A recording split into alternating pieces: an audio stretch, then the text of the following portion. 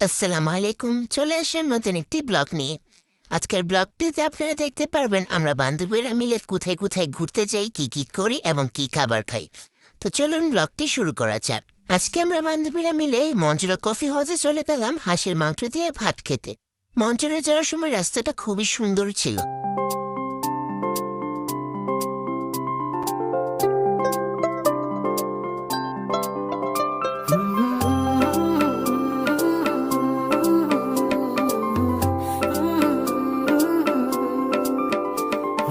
মঞ্চের রাস্তায় যে ঝাঁকুনি দিচ্ছে মনে হচ্ছে পেটের নাড়ি ভুড়ি সব এক হয়ে গলায় চলে আসছে। রিক্সা নাকি রোলার কোস্টার, উড়ি উড়ি উড়ি বাবা।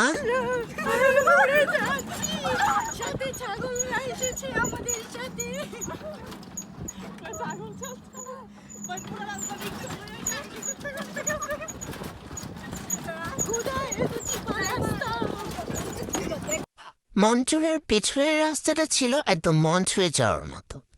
একপাশে খাল, উপরে নীল আকাশ, আর একপাশে সবুজ গাছপালা। পুরো জায়গাটার পরিবেশটাই ছিল একদম শান্ত আর মনোমুগ্ধকর। কিছু ভিডিও নিয়ে নিলাম। মঞ্চরে যাওয়ার পর আমাদের হাতে মেনু কার্ড দিয়ে দেওয়া হলো।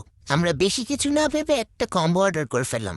কম্বোর মধ্যে ছিল হাঁসের মাংস, আলু ভর্তা, ডাল, সালাদ আর গরম সাদা ভাত। আমরা চার বান্ধবী মিলে গল্প করতে করতে, হাসি ঠাট্টা করতে করতে খুব মজা করে খাবারটা খেলাম। চারজন মিলে একসাথে খাওয়ার আনন্দটাই যেন আলাদা ছিল। আর সত্যি বলতে খাবারটা ভীষণ মজা ছিল, বিশেষ করে হাঁসের মাংসটা এক কথায় জমে গিয়েছিল। নৌকায় বসে কিছু ভিডিও ক্লিপ নিয়ে পেটে হাঁসের মাংস সুনামি তোলার পর সুদা চলে আসলাম আমাদের ভৈরব মেঘনা ব্রিজে। এরপর ভৈরব মেঘনা ব্রিজে এসে চারজন মিলে নিয়ে নিলাম ঠান্ডা ঠান্ডা কোল্ড কফি। চারপাশে সুন্দর পরিবেশ আর ঠান্ডা কোল্ড কফি। তারপর ব্রিজের নিচে সুন্দর বাতাস উপভোগ করতে চলে গেলাম।